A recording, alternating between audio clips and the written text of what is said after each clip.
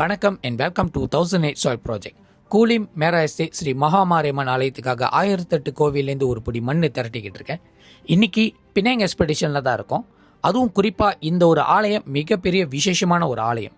காரணம், இந்த ஆலயம் ஒரு பெரிய ஃப்ளாட்டுக்கு அடிவாரத்தில் தான் கட்டி வச்சுருக்காங்க.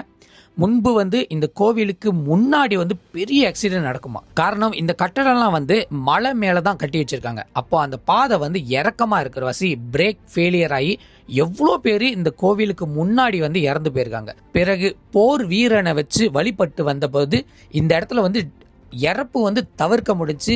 ஆக்சிடென்ட் பட்டா கூட உயிர் சேதம் இல்லாமல் இருக்கிற வாசி தான் இங்கே ஒரு பெரிய ஆலயமே எழுப்பியிருந்தாங்க. இப்போ இந்த ஆலயத்தோட பேர் ஸ்ரீ வலம்பூரி விநாயகர் போர் வீரன் ஆலயம் கிரீன் கார்டன் பாயாத்ரூபம். இந்த ஆலயத்திலேருந்து தான் ஒரு படி மண் எடுக்க வந்திருந்தேன். கோவில் நிர்வாகம் உத்தரவாதம் கொடுத்துருந்தாங்க, தாராளமாக எடுத்துக்கங்க. ஆனால் கோவில் மண் இல்லாதவாசி கோவில் சார்ந்து இருக்கிற இந்த விபூதி எடுக்கிறதுக்கு வாய்ப்பு கிடைச்சி. ஐயாவை பாருங்க, அம்மாவை பாருங்க, மிக பழமையானவங்க. குறைஞ்சது ஒரு 70 வருஷமாக இருக்கும். இந்த ஆலயத்தை இன்னமும் வச்சு வழி நடத்திட்டு வர்றாங்க. ரொம்ப சிம்பிளான கோயில். யார் வேணாலும் எப்போ வேணாலும் சாமி கும்பிட்டுட்டு போகிற மாரி வச்சுருக்காங்க. இவருக்கும் விசேஷ காலமும் திருவிழா காலம் வரும்போது தான் நல்ல விசேஷமாக கொண்டாடுவாங்களாம். இந்த வேலையை டெம்பிள் மேனேஜ்மெண்ட்டுக்கு நான் நன்றி தெரிவிச்சுக்கிறேன். 619வது ஆலயமாக ஸ்ரீ காளியம்மன் கோவில். இவங்களுக்கு இன்னொரு பெயர் இருக்குது, ஸ்ரீ அம்பகத்தூர் பத்திரகாளியம்மன் ஆலயம். கம்புங் பாரு அயர் ஈத்தாமில் இருக்கிற இந்த ஆலயத்துக்கு குறைஞ்சது நான் 3 தடவை வந்திருக்கேன். தடவை வரும்போது ஆலயத்தில் இந்த நவராத்திரி விழாக செஞ்சுருந்தாங்க. 2வது முறை வரும்போது நான் அடைக்கலம் தேடி வரும்போது அப்போ கோவில் திறக்கலை. 3வது தடவை காலையில் வரும்போது தான் இந்த கோயிலுக்கு வரும்போது எனக்கு மண் கிடைக்கல. சரி, கொடிமலைக்கு போயிட்டு அதுக்கப்புறம் இந்த அம்பாள் கேட்டு வரலான்னு நினச்சேன். அதே மாதிரி கேட்டு வந்தேன், மண்ணும் உத்தரவாதம் கிடச்சிச்சு. கோவில் நிர்வாகம் விஷயத்தை கேள்விப்பட்டாங்க.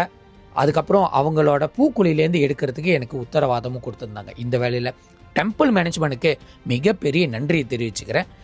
இந்த ஆலயம் பலருக்கு பிடிச்சமான ஆலயம். இந்த அம்பாள் பல பேர் வாழ்க்கைக்கு விளக்கேற்றினவங்க அப்படின்னு சொல்லப்பட்டிருக்கு. தனிப்பட்ட முறையில் எனக்கு பர்சனலாக டிஎம் பண்ணி இந்த ஆலயத்துலேருந்து எடுத்துருங்க, இந்த அம்பாளை இந்த அவங்களோட மண் இந்த பூஜையில், இந்த பூமி பூஜையில் இருக்கணும் அப்படின்னு சொல்லி கேட்டிருந்தாங்க. இங்கே பாருங்கள், ரெட்டை அம்பாள். இது போன்ற ஆலயங்களை ஏதாச்சும் பார்த்துருக்கீங்களா? நம்ம மலேசியாவில் மட்டும்தான் இருக்கும். அதுவும் அழகாக பராமரித்து வழி நடத்தி வராங்க. இந்த வேலையில் டெம்பிள் மேனேஜ்மெண்ட்டுக்கு நான் நன்றியை தெரிவிச்சுக்கிறேன். நம்மளுக்கு ஒரு பிடி மண்ணை கொடுத்ததுக்கு. தமிழ்நாட்டில் எவ்வளோ ஆலயங்கள் விசேஷமாக இருக்கலாம், ஆனால் மலேசியாக்குள்ளே இருக்கிற ஆலயத்தோட விசேஷம் சொல்ல வார்த்தையே இல்லை. சரியான கூஸ்பமாக இருக்கும். இந்த ஆலயத்தை ஒட்டி இன்னொரு ஆலயத்துக்கு போகிறதுக்கு வாய்ப்பு கிடைச்சி. ஸ்ரீ நாககாளீஸ்வரி அம்மன் ஆலயம் ஹைகெட் எஸ்டேட் ஐரீத்தமில் இருக்கிற இந்த ஒரு ஆலயம் இந்த அம்பாளை பாருங்க. இந்த அம்பாளுக்கு வேக்கும் டெய்லி வேக்கிற வாசி இந்த அம்பாள் ஏக்கோன் ரூமில் தான் வச்சுருக்காங்க. அங்கே பாருங்கள், நீர் சொட்டு சொட்டு அவங்க கழுத்துக்கிட்ட, காலுக்கிட்ட, கை இந்த இடத்துலலாம் வருமா. ஸோ இந்த அம்பாளோட விசேஷத்தை இந்த கோவில் நிர்வாகம் சொல்லியிருந்தாங்க. கேட்கவே பெரிய கூஸ்பாமாக இருந்துச்சு. பாருங்க, அவங்களோட வேர்வையாக ஊற்றுமா, தண்ணி சொட்ட சொட்டையாக ஊற்றுமா. இந்த அம்பாள் வாங்கிட்டு வச்ச அம்பாள் கிடையாது. இந்த அம்பாள் குடியிருந்த ஏரியாவில் ஒரு பெரிய மலை பகுதியாக இருந்துச்சான். அப்போது அங்கே வீடு கட்டுமானம் பண்ண ஆரம்பிக்கும் போது மலையை தோண்டியிருக்காங்க. பெரிய பெரிய நாகங்களாம் வெளியே வந்திருக்கான். சரி, என்னது நாக பிரச்சனையாக இருக்குது சொல்லிட்டு அந்த சைனீஸ் என்ன செஞ்சுருக்காங்கன்னா, ஒரு சீன கோயிலில் போயிட்டு கேட்டிருக்காங்க, உத்தரவாதம் வாக்கு கேட்டிருக்காங்க. அவங்க சொன்னாங்க, இந்த எல்லையில் இருக்கிற ஒரு இந்தியர்கிட்ட போய் கேளு, அவர் செஞ்சு கொடுப்பாரு. அப்போ அந்த எல்லையில் இருக்கிற சாமி கிட்ட போய் கேட்கும் போது அவருங்களும் அவங்க குடும்பமும் சேர்ந்து இங்கே இருக்கிற அந்த மண்ணுக்குள்ளே இருக்கிற விஷயத்த செக் பண்ண போயிருக்காங்க, பூஜிச்சு போயிருக்காங்க. பெரிய நாகமாக, பெரிய நாக ஃபோட்டோஸ்லாம் இருக்குது, முன்னுள்ள காலத்தோட ஃபோட்டோஸ்லாம் இருக்குன்னு சொல்லியிருந்தாங்க. அந்த நாகம் அந்த இடத்த விட்டு போகும்போது தான் இந்த இடத்துல அந்த மண்ணுக்குள்ளேருந்து 3 வகையான சிலையை எடுத்திருந்தாங்கன்னா, ஒன்று இந்த அம்மனோட சிலை, 2வது விநாயகரோட சிலை, 3வது சிவலிங்கம். அதுக்கப்புறம் தான் அந்த சைனீஸ் இந்த ஒரு காம்பவுண்ட் கொடுத்து இங்கே பாருங்கள் எவ்வளோ பெரிய சிலைகளை உருவாக்குறது வாய்ப்பு கிடச்சி. இது போன்ற சிலைகளில் நான் கடைசியாக நான் வால்முனீஸ்வரர் ஆலயத்தில் தான் பார்த்துருந்தேன். அதேமாரி காம்பேக்டாக இருந்து எல்லா சாமியும் ஒரே இடத்துல அசம்பிள் பண்ணி வைக்கிற மாதிரி இந்த ஒரு ஆலயத்தை அமைச்சிருக்காங்க.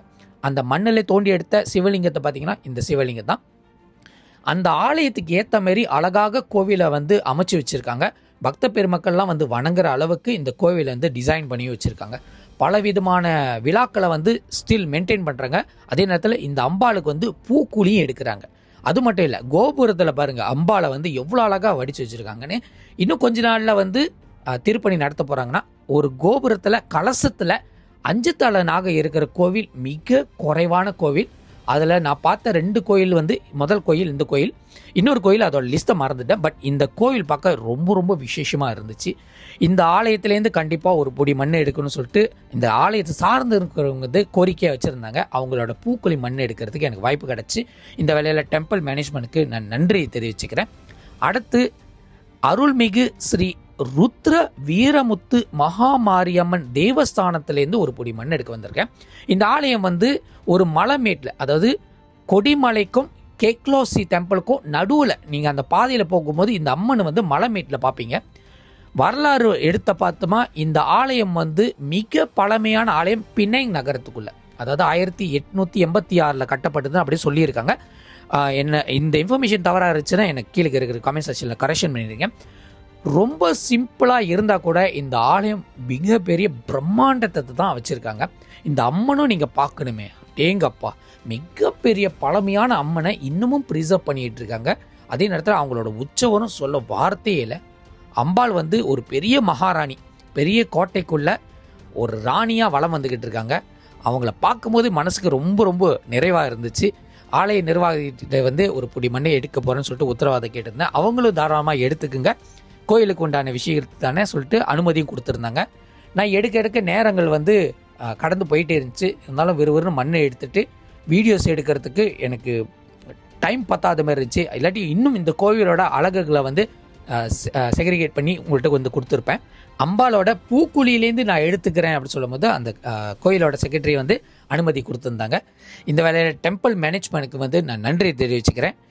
இந்த ஆலயங்கள்லாம் வந்து அய்யரீத்தம் சுற்றி தான் இருக்குது. கண்டிப்பாக அய்யரீத்தம் வந்தீங்கன்னா கொடிமலை முருகரை பார்க்கலாம், அப்புறம் அம்பகத்தூர் அம்மனை பார்க்கலாம், அதுக்கப்புறம் வீரமுத்து மாரியம்மனை பார்க்கலாம். இந்த ஆலயங்களை அப்படியே ஒரே தடவை நீங்கள் விசிட் பண்ணிட்டு போயிடலாம். அழகான ஆலயங்கள் இன்னமும் மக்கள் வந்து ப்ரிசர்வ் பண்ணிகிட்டு இருக்காங்க. கோயிலுக்கு ஏற்ற மாரி இந்த கோயிலும் நடைபெற சொல்லும்போது மிக மிக மகிழ்ச்சியாக இருக்குது.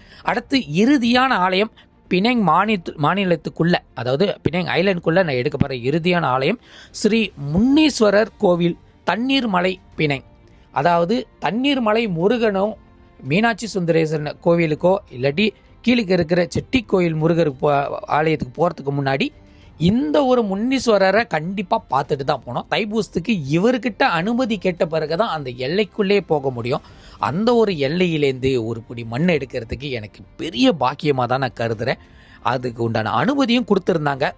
இது ரொம்ப விசேஷம். ஏன்னா சாதாரணமாக கொடுக்க மாட்டாங்க. ஆனால் இருந்தாலும் எங்கள் கோவிலும் மண் எடுக்க வந்துடுறீங்கன்னு சொல்லிட்டு அதுக்கு உண்டான விசேஷத்தை வந்து சீர்தூக்கி பார்த்து நம்மளுக்கு வந்து கொடுத்துருந்தாங்க. இந்த வேலையில் டெம்பிள் மேனேஜ்மெண்ட்டுக்கு நான் நன்றி தெரிவிச்சுக்கிறேன்.